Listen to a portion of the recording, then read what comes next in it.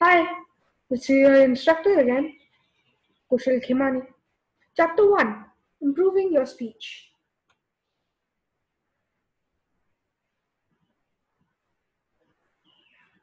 Improving your speech. Why improve speech? Poor diction, otherwise known as lazy speech, can hold us back in life in many different ways. First impressions are based on not just the way we look, but the way we speak, rightly or wrongly. People judge us on our intelligence, on how we present ourselves.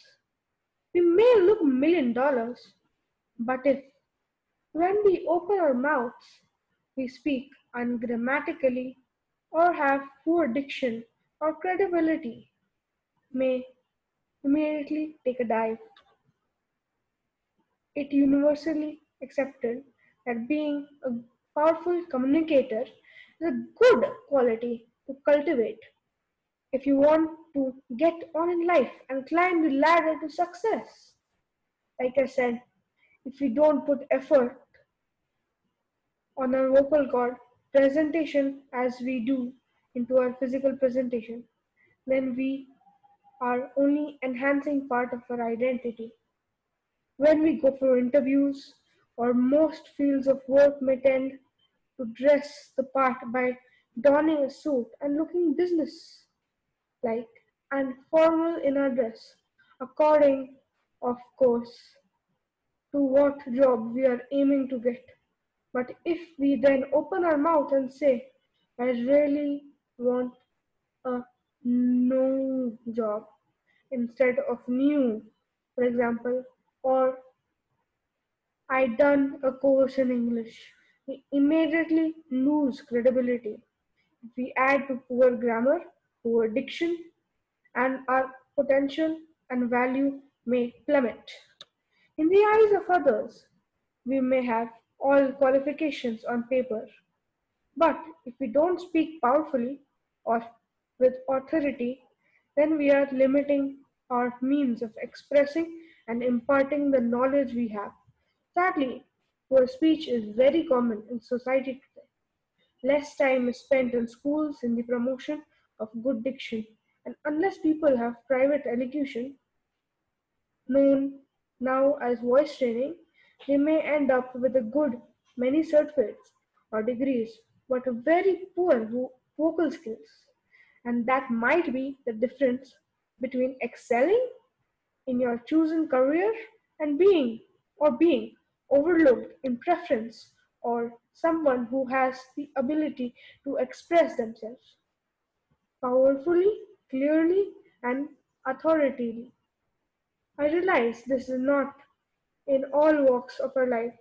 You may cite many TV stars who have actually traded on with accents as their unique identity, and in the field of show business and the world of television, having a pronounced accent can be an advantage. But the majority of us are not going to work in TV. We are not the next Ant and Deck or Cheryl Cole. We are people doing ordinary jobs or following more routine paths. And if we are senior management running our own business or have following professionals where intelligence and good presentation are key, and good diction goes hand in hand with good skills. We don't tend to consider Ant and Deck or Cheryl Coy to be the imparters of great wisdom or knowledge. We read them for their entertainment skills and their understanding of a particular brand of communication within the world of television.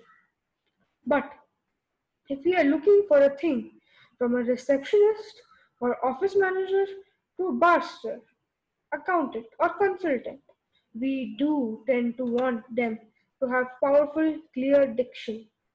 Certainly, in the field of law, it is imperative in making points in court. Strong accents can be very unique and attractive. They are what one may call a speech problem, but they can make diction hard to understand. whether it be a foreign accent or a regional accent. It may be very appealing, but for those on the receiving end who are not used to a particular accent or dialect, it may make what you are saying difficult to interpret for the listener.